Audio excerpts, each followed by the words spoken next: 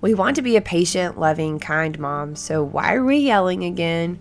And we want to make good choices on our personal habits, like moving our bodies and eating good food.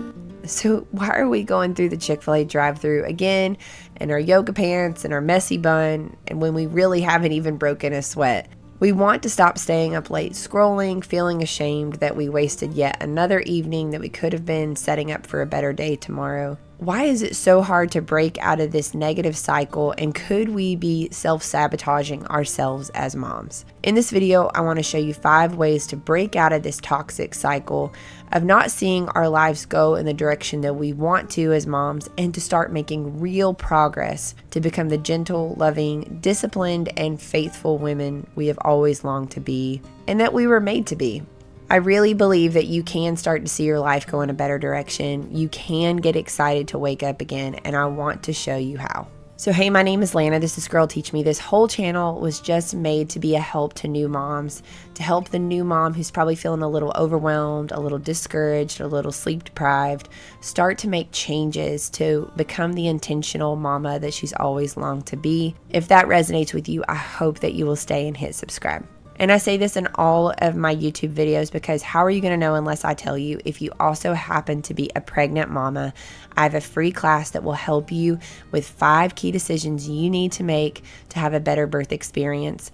I think sometimes our birth experience gets a little derailed because we didn't know that we actually could make some key decisions. So I want to show you how you can take back a little bit of control in the birth experience and prepare for what you can. So the link for that free class is down below. Okay, so the first thing I think it's really important for us to admit where we're starting from and just to be honest with ourselves. We often think that we're doing better than we really are, and we're not completely being honest with ourselves, and not because we don't want to be, but sometimes it's just really easy to turn a blind eye to our own bad behavior. We all have really good inner lawyers who are working overtime to justify all of our bad habits and our bad behavior, and our excuses are sometimes that we just think, oh, it's just a little bit more, it's just today, I'll change tomorrow, it's just a really busy season. And to get data on how we're really doing, it's almost always to take a look at doing a time log or a food journal. When I start to track my time or to write down what I eat through the day, it can be shocking how much I'm eating or snacking, or how I'm actually just eating a lot of carbs, or sometimes I'm not even eating enough or drinking enough. And then when I do a time log, it's that I start to see that like how I'm spending my time isn't necessarily lining up with my values. And if you stay towards the end of the video, I want to show you how I time track, how I do a food log. It's not perfect, but it definitely gives me clear evidence of how I am doing. 2 of our greatest resources are our time, our money, but also our health, And so those are the areas that I think a lot of times we're self-sabotaging in. So it's good to have a way to get some clear data on how we're actually doing. I want to pause right here and say, if you watch this video and you just get ideas, I have totally failed you. My big ask is that if you watch this video and invest your precious time, that you will take some kind of even micro action today, even with what may be left in your day, or just a note of what you can do tomorrow if you're watching this in the late night hour, but just make a little time chart for tomorrow, or just some tiny little action. I promise taking action on this video is one of the most energizing things you can do. Just make it feel like a game, just have some fun with it. But my big ask is that you would take a little bit of micro action from this video. The second thing I want to share that can help us click out of that self-sabotage mode that so many of us get into is believing that action is going to take you where you want to be. Not wishing, not wanting. And I love this quote: "Nobody ever got ready by waiting. You only get ready by starting." John Maxwell. Oftentimes, I think as moms, we fantasize about what we want our life to look like, or we compare our lives to those we scroll past online, and yet we don't take action. So here is the key. The action has to be small, like a micro action, and it also has to be done today, and it has to be done little by little every day. The smaller, the more doable the action, the better. And James Clear talks about this in Atomic Habits, right? That's why the title is called Atomic Habits. Atomic, very small in the sense, but also very powerful. So what do you want in life as a mama? What are the small actions that you can take to start to get there? before we keep going, I would love to hear from you down below. What would you love to see shift in your life? What would you love to see shift in your motherhood? Tell me down below if there's a micro action already that you think you need to take, and share any wisdom you may have for another mama who wants to see the self-sabotage cycle end. Okay, the third one is figure out daily actions that are just non-negotiables. These are things we don't have to think about anymore. They're just non-negotiables. One of my favorites, I gave a quote from him earlier, John Maxwell. He's written like almost 100 books on leadership. He says that as an author, he does 5 things every day. He says when he's sick, he does these things. When it's Christmas, he finds a pocket of time and he does these things. Like he does these things every day. He reads a little, he writes a little, he thinks, he asks questions, and he files all that he learned away that day. That's right. So he reads just a little bit. He writes down just a little bit. So that's how he's written books. He's just done little by little by little by little. And then lo and behold, 100 books later, he is like the most world-renowned leadership expert, not because he went away on 10 writing retreats a year, but because he reads a little every day. He keeps the well full. Readers are leaders and leaders are readers. If we want to see our lives change, one of the things we can do is we can start to read. And he writes a little. I think it's so therapeutic. I try to write 3 pages in my journal every morning. They're called morning pages. I just do like a brain dump. It's so therapeutic for me. I love that. So maybe we are not an author. We just really want to be a good mom. We want to show up well for our kids and for our husband, and we want to feel good in our bodies. We want to feel confident again. We want to take care of the money we have, all these things. Okay. So in our mama world, what would be just 3 things we could do daily that would help us move in the direction we want to go? So I will share more of my mama essentials towards the end of the video, but what could it be for you? Here are some ideas. The first one could be, if you're a Christian, it's just staying in contact with the Word, with the Bible, with the vine. You know, if we want to bear fruit in our lives, we have to stay connected to the vine, and that's just some contact with the Word daily. And my personal belief is that the Bible is alive, it's active, it changes me every single time I come in contact with it, whether I feel that or not. Another one could be just moving our bodies, even 7 minutes of an EMOM, every minute on the minute. So you could choose 7 movements for just fighting depression, right? Just moving our body. It doesn't mean that we're trying to lose weight. It doesn't mean that we're trying to get super strong. Like a basic habit could be, I'm going to move my body because my body is healthy enough to move. And I'm just going to do it 7 minutes, like 7-minute timer on my phone. You know, every minute I'm going to change exercises, and it can be so basic. And we could double that even if we just went on a 7-minute walk or we did the EMOM outside. These are just tiny little things. It's so good to hear the birds and just be outside. It's so regulating as a mom. Another thing could just be like, I'm committed to make one nourishing item in my kitchen daily to bless my whole family. And that could just be something so simple, but little by little by little, if we're just making one nourishing thing in our kitchen per day, you know,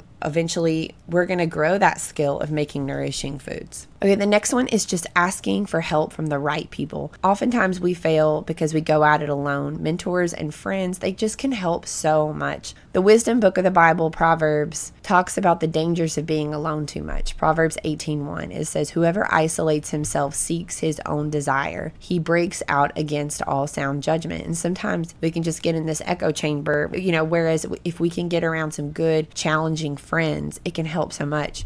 And when we're alone too much too, we can think our behavior is okay and it's just easy to minimize things. But when we surround ourselves with wise women as much as we can, they can help us become the women we want to be. And this is one reason why I love being in like a good gospel-centered Bible-believing church. It's crucial, you know, I'm going to put myself in proximity to these wise women. And these women, they call me higher and they help me become more than I thought was even possible. They lift my lid. There's a specific wise woman I'm thinking about at church, and her husband have the sweetest marriage. I mean, they don't act like they're perfect, but they honor each other with the way they talk about one another, and it's sweet and it's playful, and I love seeing them and seeing them around their adult children. I'm just saying, like, being around her, even in close proximity to her, it makes me think about the way I talk about my husband, talk to my husband. Like, am I playful like that? And I love this verse, Proverbs 27:17. Iron sharpens iron, and one person sharpens another. And none of us wants to waste our life by being dull. We want to be sharp and effective. And I love this verse too. Wounds wounds from a sincere friend are better than kisses from an enemy. Proverbs 27:6. I love that because when you have a good friend, and this has happened to me, I've had good friends that are like, I have a hard word for you, Lana. I have something that's not easy to hear. But wounds from a person like that, they can be trusted if they're in your inner circle to deliver news like, hey, I just feel like the way you're talking to your kids is just not kind, or hey, I've noticed you're spending a lot of time on your phone, or whatever it is.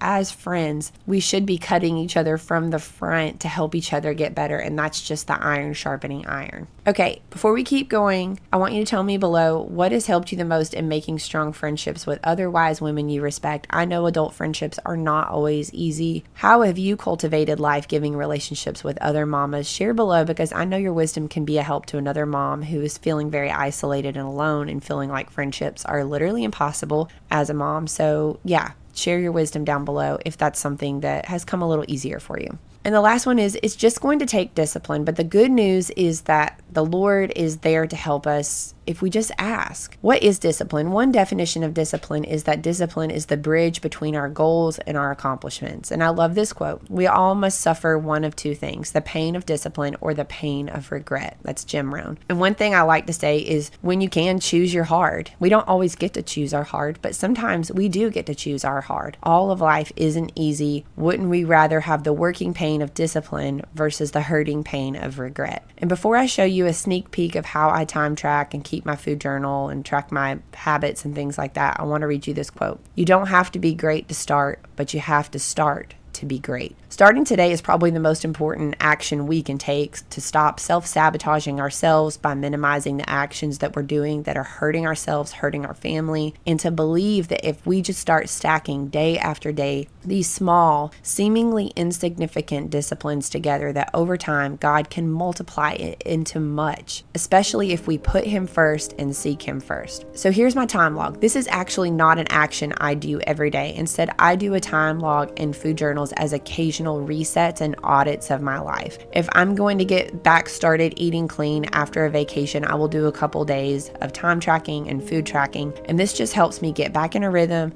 helps me kind of reset, making some clean food and taking care of my body. And I notice that if I'm feeling good in my body and I'm taking good actions towards becoming the person I want to be, like, this just helps me so much in my motherhood. I'm far less angry. I'm far more pleasant to be around, just choosing the next right thing to do.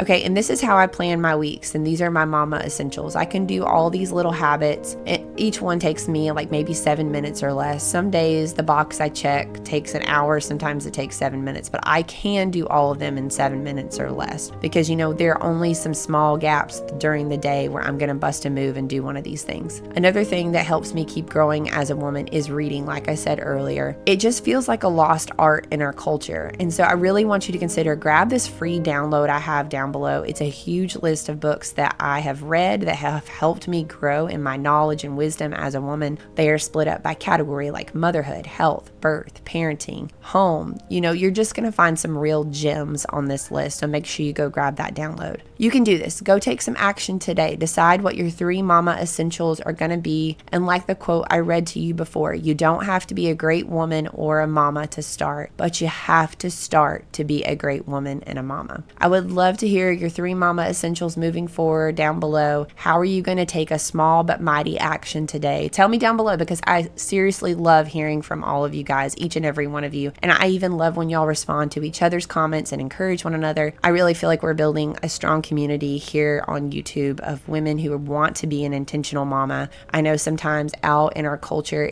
people aren't applauding moms, right? That it's the life of seemingly mundane and unseen work, but it is so very valuable. It's enormously important work that you and I are doing. So I just want you to know that, because you're not going to hear that out in the world, but it truly is important work. I have so many other videos that can be a help to you on this channel. So, if you're doing laundry, you're doing dishes, just click on a playlist and let it roll. But make sure you hit subscribe before you go, and I'll see you again in the next video.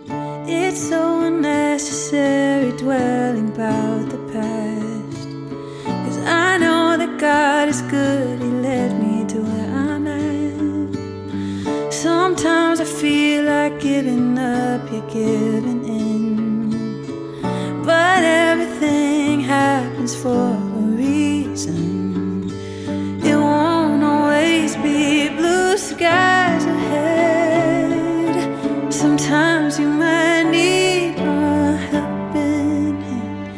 just like iron, sharpens iron, making me stronger, calling me higher. When we come together, just like iron, sharpens iron, making us stronger, calling us higher. When we're helping each other, we're growing together.